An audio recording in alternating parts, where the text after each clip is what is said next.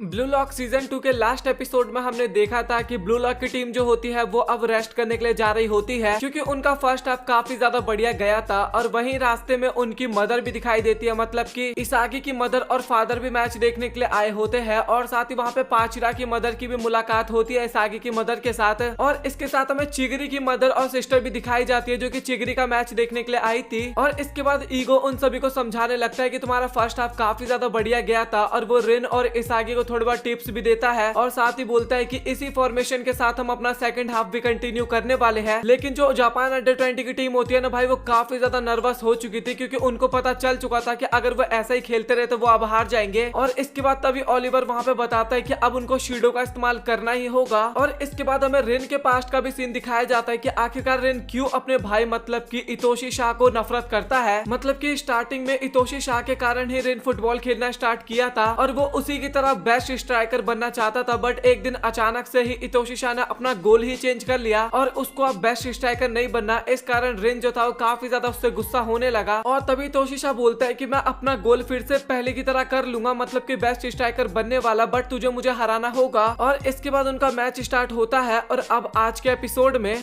रिन इसके बाद बोलता है कि भाई तू पागल वागल हो गया क्या, तू मेरा करियर अपने आप ही कैसे डिसाइड कर सकता है। और इसके बाद तभी शाय बोलता है कि हाँ मैं यही तो चाहता हूँ, अगर तू मुझे हरा देगा ना तो मैं तेरे ऊपर फिर से भरोसा करने लगूंगा और अपने गोल के पीछे फिर से लग जाऊंगा। और इसके बाद फाइनली उन दोनों के बीच का मैच स्टार्ट होता है। और यहाँ पे ना एक तरफा गेम जा रहा था, मतलब कि इतोशी शाय जो होता है ना भाई, वो रिन को ना बॉल भी टच करने नहीं देता। और इसके बाद फाइनली इतोशी शाय जो होता है वो अपना फर्स्ट गोल करता है, और इस गेम को इसके बाद जीत जाता है। और इतोशी रिन को भी समझ में आ चुका था कि इतोशी शाय जो है ना भाई, वो उससे काफी ज्यादा आगे जा चुका है। और वो बोलता भी है कि जब तुम यहाँ से चले गए थे तो काफी ज्यादा प्रैक्टिस किया, मैंने अपना बेस्ट देने की कोशिश की, और सच बताओ तो मैं वो इंसान बनने की कोशिश कर रहा था जो कि तुम्हें रिप्लेस कर पाए, तुमसे भी ज्यादा अच्छा प्लेयर बन पाए। और जिस तरीके से तुम जापान के बेस्ट प्लेयर बने, मैं भी वैसे ही जापान का बेस्ट प्लेयर बना। बट सडनली तुम एकदम ही चेंज हो गए, और अभी तुम्हारे पास कोई भी ड्रीम नहीं है, तो मेरा भी फुटबॉल खेलने का कोई रीजन नहीं बनता। और इसके बाद तभी इतोशी शाय ना उसकी काफी ज्यादा बेइज्जती मारते हुए बोलता है कि भाई तू एक नंबर का मूर्ख है, और ये बकवास करना तो एकदम बंद कर दे, और तू चाहता है कि मैं तुझे कंसोल करूं। और सच बताओ तो तुझे देख के ना मुझे काफी ज्यादा घिन आती है, और मेरे को ऐसा रीजन तो बिल्कुल भी यूज मत कर लियो। तुझे फुटबॉल खुद खेलना है तो तुझे खेल, नहीं खेलना मत खेल। मुझे पता है कि तुम मेरे को एक कंपटीशन मानते हो, बट तुम मेरे लिए ना कुछ भी नहीं हो, और बस तुम्हारी किस्मत है कि तुम मेरे छोटे भाई हो, और कुछ भी नहीं इसके अलावा। और सच बताओ तो अगर तू फुटबॉल नहीं खेला ना तो तुम मेरी लाइफ में ना बिल्कुल भी इंपॉर्टेंट नहीं है। और इसके बाद वो वहां से जाने लगता है और बोलता है कि सच बताओ तो तू मेरी लाइफ में ना बिल्कुल भी एग्जिस्ट ही नहीं करता, तेरी कोई रोल ही नहीं है मेरी लाइफ में। और इसके बाद इतोशी शाय वहां से चला जाता है, और रिन जो होता है भाई वो ये सारी चीजें बस सुने ही जा रहा था। मतलब कि वो तो लिटरली एकदम हैरान हो रखा था। वो तो सोच रहा था कि भाई आखिरकार यहाँ पे हो क्या गया, कुछ इस टाइप की हैरानियत थी उसके अंदर। और इसके बाद रिन ना हमें अपने घर में बैठा हुआ नजर आता है, और वो ना अपने भाई को टीवी पे देख रहा था। और उसको देखने के बाद उसको काफी ज्यादा गुस्सा आने लगता है, और उसके सामने जितने भी मेडल्स या फिर ट्रॉफीज थे ना, वो सभी को ना अपने फुटबॉल की मदद से तोड़ देता है। और वो ना वहाँ पे सच में काफी ज्यादा गुस्सा हो रहा था। और इसके बाद वो बोलने लगता है कि जो भी टाइम मैंने उसके साथ बिताया, मेरे अंदर जो भी फीलिंग्स है वो सब फेक तो नहीं है, वो सब एकदम सच्ची है। और सच बताओ तो मैं उसको काफी गंदी तरीके से ब्रेक करने वाला हूँ। और इसी के बाद से ना भाई ये पीछे पड़ जाता है अपने भाई के, मतलब कि उसको हराने के पीछे पड़ जाता है। मतलब कि भाई खुन्नस तो आप लोगों को पता चल ही गया होगा। और इसके बाद हमें प्रेजेंट का सीन दिखाया जाता है, जहाँ पे रिन के पास ना इसागी आता है, और वो बोलता है कि भाई फर्स्ट हाफ खत्म हो चुका है और सेकंड हाफ का मैच स्टार्ट होने ही वाला है। और इसके बाद ब्लू लॉक के जितने भी प्लेयर होते हैं ना, वो सभी स्टेडियम की तरफ जाने लगते हैं। और तभी उनकी नजर ना सीडो पे जाती है, जो कि ना अंडर-20 टीम के साथ खेलने वाला था, मतलब कि जापान की टीम के साथ। और इसके बाद जब रिन और शीडो दोनों एक दूसरे को देखते हैं ना, तो भाई उसके बाद तो आपको पता ही है उन दोनों के बीच में काफी ज्यादा बहस होने लगता है। इस बार हाथापाई तो नहीं होता, बट काफी ज्यादा मुंह से गालियां बकते हैं दोनों एक दूसरे को। और इसके बाद ना सुरुकी जो होती है ना, वो बता रही होती है ईगो को कि उन्होंने ना अपना फॉर्मेशन को चेंज कर लिया, मतलब कि जापान की टीम ने, और अब वो ना शीडो का इस्तेमाल करने वाले हैं, तो हमें भी कुछ करना होगा या फिर नहीं। और ईगो बोलता है कि नहीं, हमें फॉर्मेशन चेंज करने की बिल्कुल भी जरूरत नहीं है फिलहाल तो, क्योंकि उनको पहले से ही पता था कि वो शीडो को फेस करने वाले हैं, तो ज्यादा सरप्राइज होने वाली बात तो बिल्कुल भी नहीं है। और मुझे ऐसा बिल्कुल भी फील नहीं हो रहा कि जापान का कोच शीडो का इस्तेमाल सही ढंग से कर पाएगा, क्योंकि वो एकदम जंगली प्लेयर है। और हमें ना ये भी बताया जाता है कि शीडो ना ब्लू लॉक का इकलौता प्लेयर था जिसको बिल्कुल भी हैंडल करना एकदम इम्पॉसिबल था। और आखिरकार ईगो ने उसको क्यों चुना था, इसके बारे में भी हमें थोड़े टाइम बाद पता लगने वाला है। और इसके बाद फाइनली मैच स्टार्ट होता है, और स्टार्टिंग में बॉल इतोशी शाय और शीडो के पास होता है, और और दोनों ना एक दूसरे को पास कर रहे थे और आगे की तरफ जा रहे थे। और इसके बाद निको जो होता है ना वो शीडो के ना मूवमेंट्स को रीड करने की कोशिश करता है कि आखिरकार इसका अगला अटैक क्या होने वाला है। लेकिन तभी शीडो ना कुछ ऐसी टेक्निक्स का इस्तेमाल करने लग जाता है ना जो कि ब्लू लॉक के प्लेयर्स को तो बिल्कुल भी नहीं पता था। ब्लू लॉक की तो छोड़ो, जापान अंडर 20 होती है ना भाई, वो भी काफी ज्यादा हैरान हो जाते हैं कि आखिरकार ये बंदा कर क्या रहा है। और इसके बाद निको जो होता है ना भाई वो फिर भी उसका गेम रीड कर लेता है और तभी उसको पता लगता है कि वो ना 11 वर्सेस 11 का तो गेम खेल ही नहीं रहा, बल्कि ना वो 1 वर्सेस 21 का गेम खेल रहा। मतलब कि उसके ना सारे के सारे अपोनेंट्स हैं वो कुछ इस टाइप का मान के अपना गेम खेल रहा है। और इसके बाद इतोशी शाई के पास बॉल होता है, लेकिन वो बॉल ना शीडो को पास करता है और तभी शीडो को रोकने के लिए ना वहाँ पे चिगरी आ जाता है। और अभी शीडो के पास कोई ज्यादा मौका नहीं था, इस कारण ना वो बॉल सैंडो के पास करता है। और इससे ना चिगरी को इतना तो समझ में आ जाता है कि जो सैंडो है ना वो बीच में ना बॉल लेने का और देने का काम कर रहा है। मतलब कि जो सैंडो है ना वो शीडो और इतोशी शाई के बीच का ना एक कनेक्शन बन रहा है, उन दोनों को बॉल पास करने में हेल्प करवा रहा है। और अगर आपको ना पता हो तो सेम यही काम इसागी भी करता है। और इसके बाद काफी टाइम तक वही बॉल पासम पासी खेलते हैं और इसके बाद फाइनली बॉल इतोशी शाई के पास आता है और वो ना फील्ड को चेक करने लगता है कि आखिरकार उसको कहाँ पे शॉट मारना चाहिए। और इसके बाद तभी इतोशी शाई ना शॉट मारता है और ऐसा तो लग रहा था कि वो गोल पोस्ट की तरफ जा रहा है, लेकिन तभी अचानक से बॉल मुड़ जाता है और वो बॉल ना शीडो की तरफ जाता है। और भाई शीडो काफी बैडेस्ट तरीके से उस पर शॉट मारने वाला होता है, लेकिन लिटरली तभी उसके बीच में ना उसको रोकने के लिए ना निको आ जाता है और इस कारण ना बॉल का डायरेक्शन ना घूम जाता है। और दोनों प्लेयर इस टाइम पे हवा में होते हैं ना तो दोनों नीचे गिरते हैं। दोनों प्लेयर नीचे गिरते हैं, मतलब कि शीडो ना पीठ के बल गिर जाता है और इस कारण तभी रेफरी आता है वहां पे और वो ना निको को येलो कार्ड देता है। और इस कारण जापान अंडर 20 को ना एक फ्री किक मिलने वाला था और इस फ्री किक का इस्तेमाल ना शीडो करने वाला था। और इसके बाद इतोशी शाई ना वहाँ पे शीडो से पूछने लगता है कि सामने ना काफी सारे प्लेयर खड़े हैं और वहाँ पे जगह भी काफी ज्यादा कम है, तो तुम्हारे दिमाग में कोई प्लेस चल रहा है कि तुम उस जगह से बॉल को शूट करोगे। और भाई सच में शीडो पता है वहाँ पे क्या बोलता है, भाई तू ना अपना बकवास बंद कर, ये गोल करने का मौका मुझे मिला है और मैं अपने मर्जी से ये गोल करूंगा। और तभी इतोशी शाई बोलता है कि तुझे सच में लगता है कि क्या ये तेरा बेस्ट ऑप्शन है और क्या तेरे दिमाग में बस इतना ही चीज आया। और भाई शीडो को यहाँ पे कुछ भी समझ में ही नहीं आता कि इतोशी शाई ने बोला क्या उसको। कुल मिला के बात की जाए ना तो यहाँ पे इतोशी शाई ना उसको एक बेस्ट मूवमेंट और एक बेस्ट शॉट मारने के लिए बोलता है। और इसके बाद शीडो जो होता है ना वो भी इसके बारे में सोचने लगता है और तभी शीडो बोलता है कि मेरे पास ना एक काफी स्पेशल टेक्निक है, बट मुझे इस बात का शक हो रहा है कि क्या तू मुझे कीप अप कर पाएगा या फिर नहीं। और तभी इतोशी शाई बोलता है कि भाई तुझे क्या लगता है कि मैं कौन हूँ आखिरकार। और इसके बाद ना तभी शीडो ना काफी स्पीड में बॉल पे किक मारने वाला होता है, बट लिटरली वो वहाँ पे ना बॉल पे किक नहीं करता, बल्कि वो ना आगे की तरफ भागने लगता है दूसरे डायरेक्शन में। और इसके बाद इतोशी शाई जो होता है ना वो बॉल की तरफ भागता है शॉट मारने के लिए। और यहाँ तक ना चिगरी को भी समझ में आ गया था कि आखिरकार वो लोग क्या करने वाले हैं। और इसके बाद चिगरी ना वहाँ पे शीडो को रोकने के लिए जाता है, उसकी तरफ काफी स्पीड में भागता है। और इसके बाद इतोशी शाई जो होता है ना वो काफी तगड़ा वाला शॉट मारता है और वो शीडो के पास बॉल दिया था एक तरह से, और शीडो ने ना बॉल कैच भी कर लिया था। और वहाँ पे चिगरी ना हल्के से रह गया, नहीं तो वो ना वहाँ पे उस शॉट को रोक लेता। और इसके बाद फाइनली वहाँ पे शीडो ना अपना गोल करता है और फाइनली वो गोल हो भी जाता है। और इसी के साथ जापान अंडर 20 और साथ ही ब्लू लॉक दोनों के 2-2 पॉइंट्स हो चुके थे।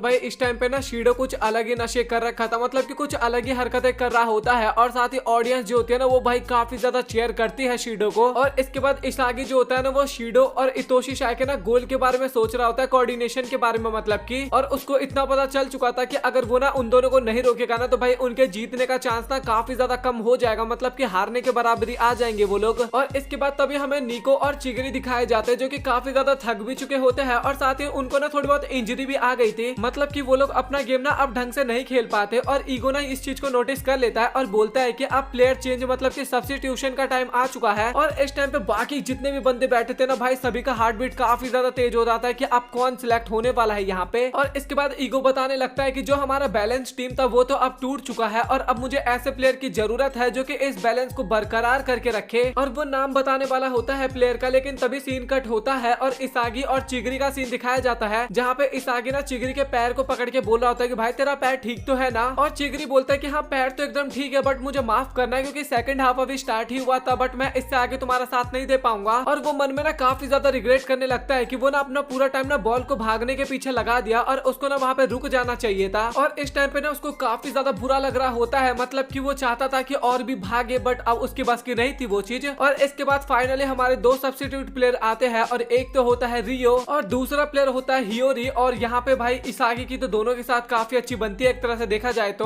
और इसके बाद चिगरी जो होता है ना वो बैठने के लिए जा रहा होता है, लेकिन तभी ईगो से पूछता है कि मेरे सब्स्टिट्यूशन से तुझे कोई प्रॉब्लम है क्या। और चिगरी ना वहाँ पे काफी ज्यादा इमोशनल हो चुका था और स्टार्टिंग में तो कुछ भी नहीं बोलता, फिर इसके बाद बोलता है कि नहीं मुझे इससे कोई प्रॉब्लम नहीं है और ईगो बोलने लगता है कि मेरे सामने रोने की गलती तो बिल्कुल भी मत करियो और इससे बढ़िया तू अपने स्टेमिना को बूस्ट करता ना तो तू और भी अच्छी तरीके से खेल पाता और ज्यादा टाइम के लिए। और ये जो तेरा फ्रस्ट्रेशन है ना यही तेरे यहाँ पे बैठने का रीजन है। और इसके बाद हमें ना ब्लू लॉक टीम का ना नया फॉर्मेशन दिखाया जाता है 2 नए प्लेयर आने के बाद का। और इसके बाद फाइनली अगला मैच भी स्टार्ट होता है, रीस्टार्ट होता है मतलब की। और इसके बाद तभी बॉल ना इसागी के पास होता है और वो ना बॉल हियोरी को पास करता है और हियोरी को रोकने के लिए ना वहाँ पे एक बंदा आता है। और इसके बाद हियोरी ना अपने चारों तरफ देखने लगता है कि आखिरकार किसकी पोजीशन बढ़िया है और उसको किसको बॉल पास करना चाहिए। और इसके बाद वो बॉल ना कारासू के पास करता है और कारासू ना बॉल को लेके आगे जा रहा होता है, लेकिन तभी उसको रोकने के लिए ना एक फॉरवर्ड आ रहा होता है और दूसरा फॉरवर्ड ना हियोरी की तरफ आ रहा था, लेकिन उससे पहले ही कारासू हियोरी के पास बॉल पास कर देता है। और हियोरी की तरफ ना काफी ज्यादा बंदे आ रहे थे बट वो ना काफी अच्छी तरीके से उन सभी को मैनेज कर रहा था वहाँ पे। और लग रहा था कि एक नए प्लेयर के आने के बाद ना ब्लू लॉक टीम में फिर से एक नई जान आ चुकी है। और इसके बाद फाइनली वो बॉल नागी के पास करता है और नागी की तरफ बॉल जा रहा होता है और तभी नागी की तरफ ना काजुमा आ रहा होता है और नागी के पास ना अब शॉट मारने का तो कोई ऑप्शन था नहीं, वो इसलिए इसागी को बॉल पास कर देता है। और इसागी के पास ना अब इस टाइम पे काफी अच्छा मौका था गोल करने का और वो ऐसा ही करता है, मतलब कि शॉट मारने वाला होता है, लेकिन तभी अचानक से ना वहाँ पे ओलिवर आ जाता है। और मतलब कि इस एपिसोड में ना ओलिवर का नाम आपने पहली बार सुना होगा क्योंकि अभी तक वो कवर में था ही नहीं। और इसके बाद ना वो बॉल ना जापान के ही टीम के एक प्लेयर के पास जाता है और तभी वो बंदा ना बॉल इतोशी शाई के पास करता है और इतोशी शाई को रोकने के लिए ना वहाँ पे आर्यू और रियो उसके सामने खड़े होते हैं। और इसके बाद हमें पास्ट का सीन दिखाया जाता है और वहाँ पे ना ईगो रियो को बता रहा होता है कि तुझे सब्स्टिट्यूट प्लेयर बनाने का ना मेरे पास केवल एक ही रीजन है कि तुझे ना शीडो को रोकना है। और रियो बोलता है कि हाँ मुझे इसके बारे में पता है और ट्रेनिंग कैंप के अंदर भी मैंने इस चीज की प्रैक्टिस की थी और मुझे पता था कि मुझे शीडो के साथ फेस ऑफ करना ही होगा और साथ ही मैंने इस पूरे मैच को भी काफी अच्छी तरीके से ऑब्जर्व किया है। और इसके बाद हमें रियो दिखाया जाता है प्रेजेंट में और वो ना शीडो और इतोशी शाई को ना काफी अच्छी तरीके से स्टडी कर रखा था। और इसके बाद तभी इतोशी शाई ना शीडो के पास बॉल पास करता है और वो बॉल शीडो को मिलने वाली होती है, लेकिन तभी अचानक से ना वहाँ पे रियो आ जाता है और उसने ना वहाँ पे ओलिवर की टेक्निक को कॉपी किया था, स्नेक वाली टेक्निक को। और ये देखने के बाद ना ओलिवर भी वहाँ पे काफी ज्यादा हैरान होता है और वो बॉल पे सर मारता है और बॉल ना स्टेडियम से बाहर चला जाता है। और यहाँ पे रियो काफी बढ़िया वाली, मतलब कि वो जो होता है ना क्रीपी वाली स्माइल, वो वाली स्माइल देता है।